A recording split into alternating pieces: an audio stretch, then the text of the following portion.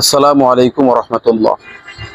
প্রিয় দর্শক, আমাদের সমাজের মধ্যে কিছু মানুষ মিথ্যা কথা বলতে খুব পছন্দ করে।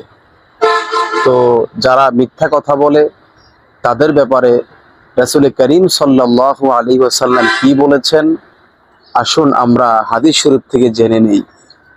ক্বালা রাসূলুল্লাহ সাল্লাল্লাহু আলাইহি ওয়াসাল্লাম, রাসূল করিম সাল্লাল্লাহু আলাইহি ওয়াসাল্লাম ইরশাদ করেন, ইযা কাযাবাল আবদু তাবাআদা আনহুল মালাকু মিলান মিন নাতনি মা জাআ বি, রাওয়াহু তিরমিজি।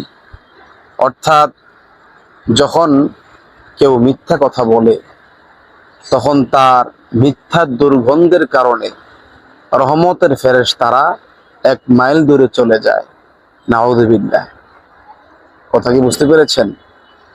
যে কোনো ব্যক্তি যখন মিথ্যা কথা বলে তার মিথ্যা কথার দুর্গন্ধের কারণে তার সাথে থাকা রহমতের ফেরেশতারা 1 মাইল দূরে চলে যায়।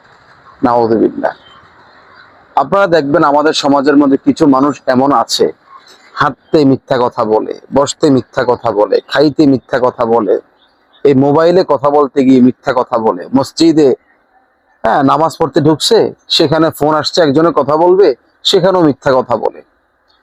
এমনও কিছু মানুষ আছে সকালবেলা ঘুম থেকে উঠে রাত্রে ঘুমানো পর্যন্ত যত কাজ করে এই কাজগুলোর মধ্যে অধিকাংশ সময় তারা মিথ্যা কথা বলে।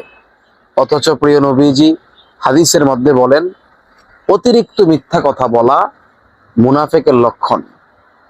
তাই আসুন আমরা সবসময় সত্য কথা বলি। যারা সত্য কথা বলে তাদের কাজে বরকত হয়। যারা সত্য কথা বলে আল্লাহ পাক তাদেরকে ভালোবাসেন। যারা সত্য কথা বলে তাদেরকে প্রিয় নবীজি ভালোবাসেন। যারা সত্য কথা বলে তাদের ইমানে, আমলে, রিজিক, হায়াতে আল্লাহ তাআলা বরকত দান করে। আল্লাহ তাআলা রব্বুল আলামিন আমাদের সকলকে সর্বদা সত্য কথা বলার, সত্যের উপর অটুট থাকার তৌফিক দান করুক। ওয়া মা তাওফীকি ইল্লা বিল্লাহ। আসসালামু আলাইকুম ওয়া রাহমাতুল্লাহি ওয়া বারাকাতুহু।